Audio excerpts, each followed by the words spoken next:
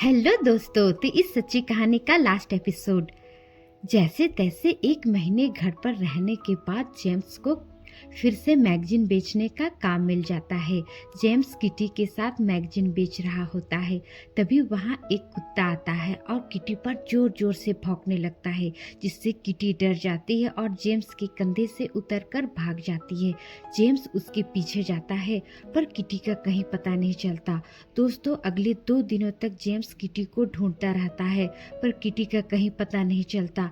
James बहुत ही ज़्यादा परेशान हो जाता है, क्योंकि किटी के अलावा उसका इस दुनिया में कोई भी नहीं। जेम्स इतना ज़्यादा परेशान हो जाता है कि उसे नशा करने की बहुत ज़्यादा इच्छा होती है, तो वह उन लोगों के पास जाता है जो नशा बेचते हैं।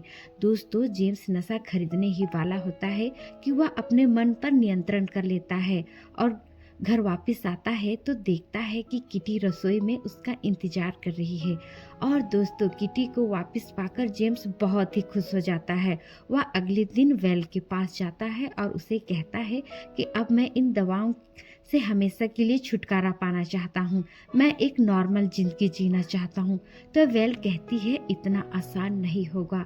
अगला 1 हफ्ता बहुत ही मुश्किल भरा होगा। तुम्हें बहुत तेज बुखार आएगा, पूरा शरीर कांपेगा, नशा करने की बहुत ही ज़्यादा मन करेगा। तो जेम्स कहता है, मैं कर लूँगा। मैं अब किसी भी कीमत पर इन दवाओं के सहारे जिंदगी नहीं जी सकता। मैं कर लूँगा क्योंकि किटी मेरे साथ है।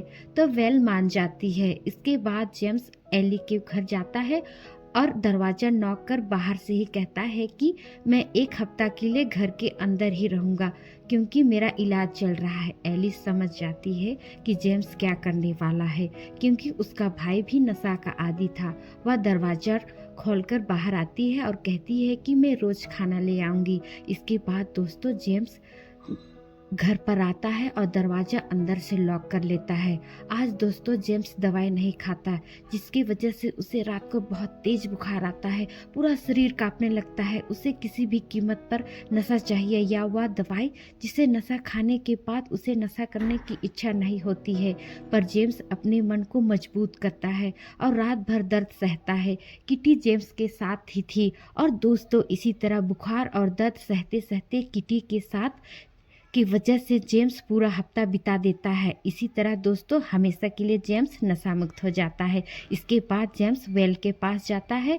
वेल जेम्स के लिए बहुत खुश होती है। फिर जेम्स एली के पास जाता है। एली भी बहुत खुश होती है। कुछ दिनों बाद जेम्स के पास एक रिपोर्टर आती है और जेम्स को अपने बारे में एक किताब लिखने को कहती है। दरअसल दोस्तों, जेम्स हमेशा किटी को अपने कंधे पर बैठाकर परफॉर्म करता था, जिसकी वजह से बहुत से लोग जेम्स के साथ सेल्फी खिंचवाते थे और इस वजह से वह इंटरनेट में फेमस हो गया था। इसी कारण से बहुत से लोग जेम्स को पहचानते भी थे। रिपोर्टर के कहने पर जेम्स अपनी ज़िंदगी पर एक किताब लिखता है और दोस्तों, जब वह पब्लिश होती है ना, तो उस टाइम की बेस्ट सेलिंग बुक बन जाती है, जिसे उस शहर के हर इंसान पढ़ना चाहता है। अब जेम्स की ज़िंदगी पूरी तरह से बदल गई है। जेम्स की इस सक्सेस पर एली जेम्स के पापा बहुत खुश होते हैं।